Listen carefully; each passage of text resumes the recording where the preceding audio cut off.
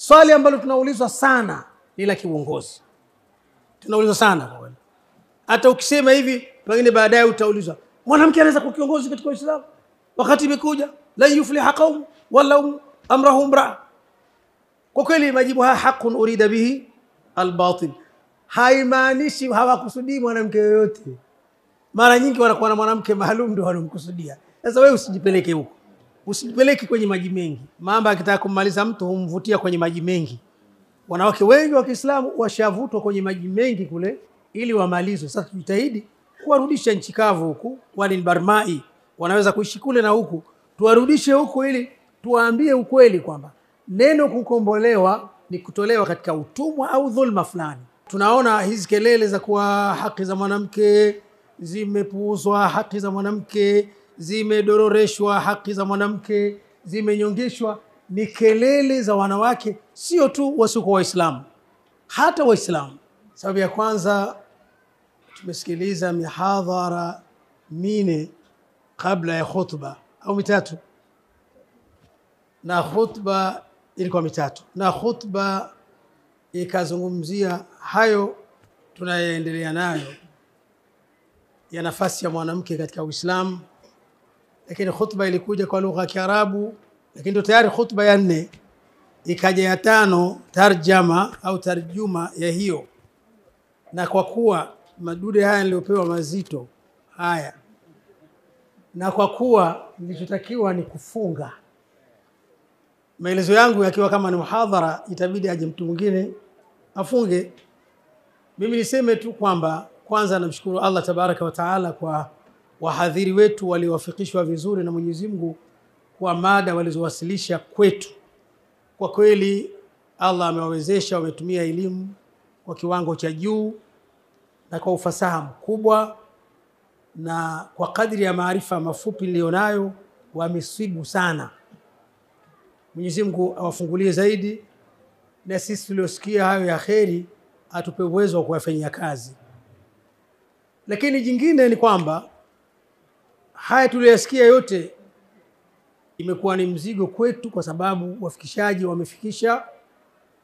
Ni kila mmoja wetu akitoka hapo aangalie tunaanzia wapi, ili hawa wanawake ambao tayari washanyushwa sumu, tayari washalaghaiwa, tayari washadanganywa, wakidhania kuna haki zao zimekaliwa na wengine.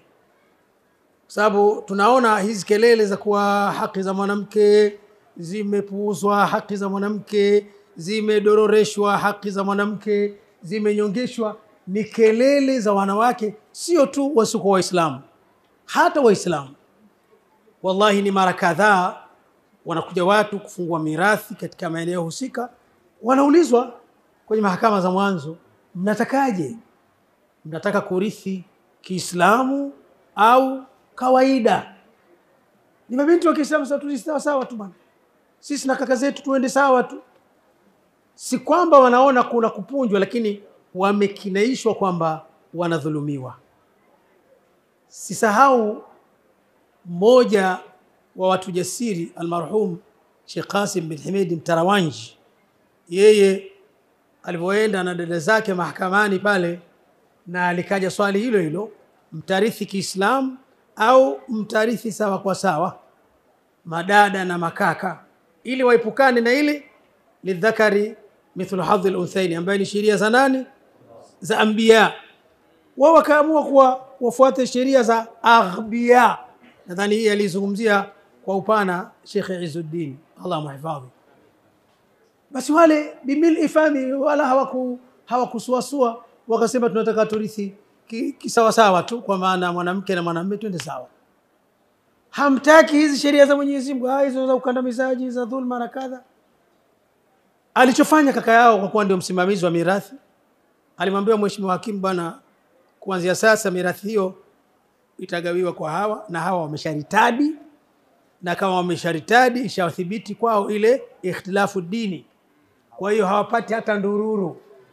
Kwa kukataa Uislamu wamesharitadi na hawapati kitu, kwa sababu hakuna kurithiana kati ya Waislamu na wasiokuwa Waislamu. Nimetoa mfano huu kuonesha kwamba huu au haya madai ya udhalili wapo miongoni mwa wanawake wa Kiislamu washajiridhisha kwamba kweli wanadhulumiwa, na wanaona ile kutoka nje kwa lebo za matangazo ya dawa za meno, sabuni, bali hashaku, mchupi, wanaona ile ndio kuhaririwa. Sasa mimi nachotoa wito kwamba kila mmoja wetu atengeneze mpango kazi nyumbani kwake, ili kuwafikia hawa kina mama tuwaambie ukweli kwamba nyinyi haki yenu ni hii. Na sahau mwandishi wa kitabu kile aloandika akimkhatibu mwanamke, makanaki tuhmadi. Hichi kitabu chote anamzungumzia mwanamke na kwamba atoke huko alikoburuzwa. Mamba akitaka kumaliza mtu humvutia kwenye maji mengi. Wanawake wengi wa Kiislamu washavutwa kwenye maji mengi kule ili wamalizwe. Sasa tujitahidi kuwarudisha nchi kavu huku. Wale ni Barmai wanaweza kuishi kule na huku, tuwarudishe huku ili tuwaambie ukweli kwamba neno kukombolewa ni kutolewa katika utumwa au dhulma fulani. Sasa unakombokaje endapo unatoka kwenye mikono ya Allah tabaraka wa taala na kuingia katika mikono ya shetani? Unakombokaje, unakombolewaje mwanamke wewe unapoondolewa katika sharia za anbiya unaletwa kwenye sharia za aghbiya? Tufanye kazi, sio tunatoka hapa sasa kuna wali huko walidaini, sio tunatoka hapa tunakula wali tukaona imekwisha. Kweli lazima kila mmoja wetu ajitengezee mpango kazi namna gani tutaanza kuzikomboa familia zetu na majirani zetu na wengine, ili hii tauhia ya kujitambua ifike mahala pake. Angalia maelfu ya wanavyuoni wa Kiislamu wametajwa, angalia maelfu ya wanavyuoni wanamume wametajwa waliopata ilmu kwa kina mama. Kwa hiyo kila kona utakuta hawa kina mama katika Uislamu wana nafasi yao ya juu, bali hata ujasiri katika mifano ya uongozi tunasema hakuna katika hawa khulafa al-arba'a, Abu Bakri, Umar, Uthman, Ali radhiyallahu anhum yuko mbabe kuliko Umar, hakuna. Lakini tunakuta Umar radhiyallahu anhu akiwa athna al-khutbah anaelezea mada dhidi ya mahari kuwa kubwa zaidi katika jamii. Lengo lake ni zuri, mahari ziwe za chini na za wastani ili watu wengi waelekee kwenye ndoa. Lakini riwaya zinatuambia nyuma kabisa anaibuka mwanamke athna al-khutbah, mwanamke, na hasemi ya khalifa kadha, hapana, ya Umar, ewe Umar, kwa nini unatoa wito kwenye khutba yako kwamba mahari ziwe za chini wakati Allah ametupa mahari iko free kiasi chochote kile? Ni kwenye ile aya, mkitaka kubadili badala ya huyu wa ataitum ihdahunna qintara. Qintara sio ndururu, qintara ni lundo la fedha.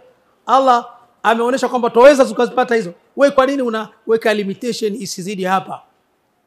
Adala ya pande mbili. Tumetaka uone mwanamke wa Kiislamu alivoleleka kijasiri mbele ya kiongozi mbabe asiyechezewa, anapinga katikati ya khutba na uadilifu wa upande wa pili. Riwaya zinatuambia Umar akakumbuka akasema, asabatil mar'a wa akhta'a Umar. Mwanamke amesibu kweli, sina sababu ya kulimit mahari, hiyo ni jambo la makubaliano tu wenyewe. Mahali shahidi kwamba hakutiwa ndani, hakukemewa, Uislamu umeiz ule ujana kiki wake na ukweli walichokisema.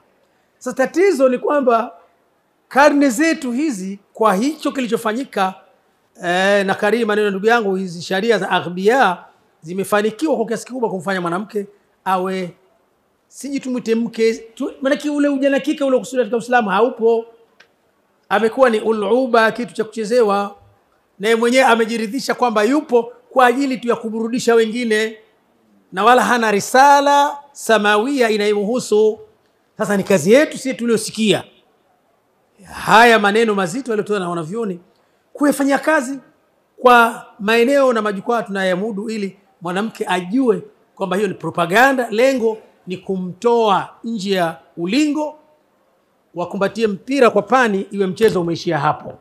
Ukweli ulivyo, risala ya mwanamke katika Uislamu ni kubwa sana.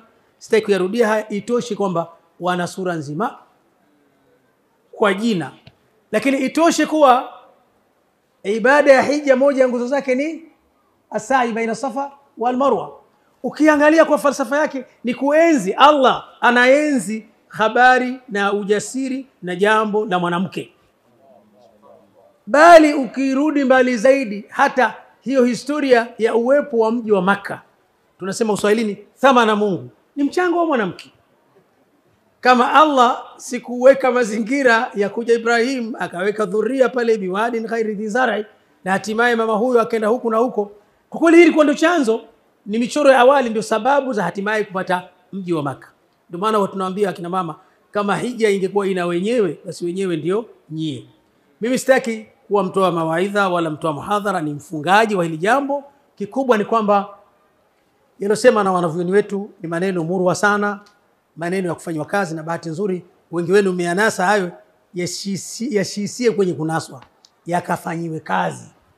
Kila kona mtu useme ukiwa umetembea kifua mbele kwamba kwenye elimu tuko hivi. Lakini tukilinganisha hapa na hapa, nani amepata zaidi? Ni wewe. Ili wajijue kwamba kumbe hawakombolewi, bali wanapelekwa kwenye maji mengi ili waweze kudhurika haraka. Niseme tu kwamba mimi namshukuru Allah tabaraka wa taala kupata fursa hii, na hasa kupewa fursa ya kufunga, ili muda wote na mimi niwe nimepata wingi wa elimu. Allah wabariki wahadhiri wetu na wale ambao wamesababisha kuweza kuwaita maulama hawa ili waongee na sisi, lakini Allah yakafanyiwe kazi. Swali ambalo tunaulizwa sana ni la kiuongozi. Tunaulizwa sana kwa wale. Hata ukisema hivi, pengine baadaye utaulizwa, mwanamke anaweza kuwa kiongozi katika Uislamu? Wakati imekuja la yufliha qaum wala amrahum imra. Kwa kweli majibu haya haqqun urida bihi albatil. Haimaanishi hawakusudii mwanamke yoyote. Mara nyingi wanakuwa na mwanamke maalum ndio wanamkusudia. Sasa wewe usijipeleke huko. Usijipeleke kwenye maji mengi.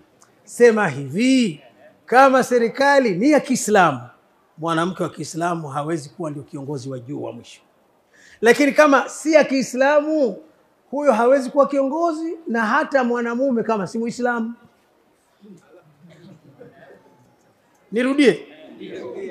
Serikali ya Kiislamu hawezi mwanamke huyo akawa ndio wa juu kabisa.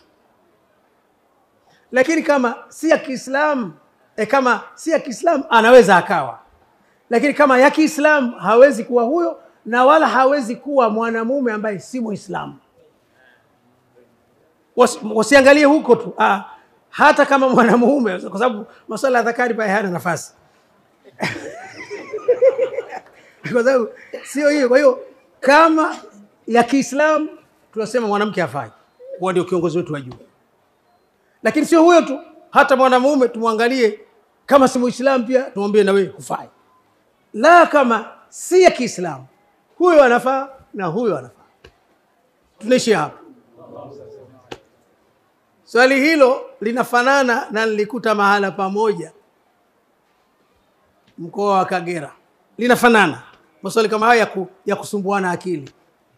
Kuna msikiti mmoja, kuna wanyonge pale, wenyewe wanatembeza vikofia kila baada ya swala ili kukusanya tabaruati.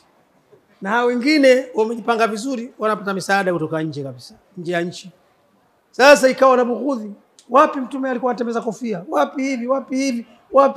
Wale maskini wakawa wananyongonyea. Sasa kulikuwa na semina, baadhi yetu tulialikwa.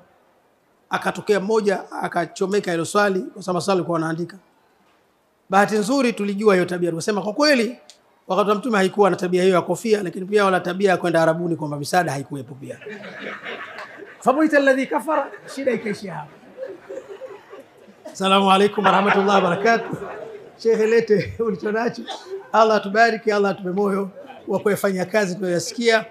Tuishi katika dhima zetu na kuita na kuwalingania watu wetu ili warudi katika mahali pake. Lakini kwa kweli Uislamu hakuna mahala ulipomnyongesha mwanamke, lakini wala hatutarajii kwamba mwanamke anaweza kupata heshima au hadhi katika mazingira yote nje ya Uislamu. Subhanakallahumma bihamdik, ashhadu an la ilaha illa anta, nastaghfiruka wa natubu ilaik. Assalamu alaykum wa rahmatullah. Kalela Online TV, elimu ya dini, tiba ya jamii.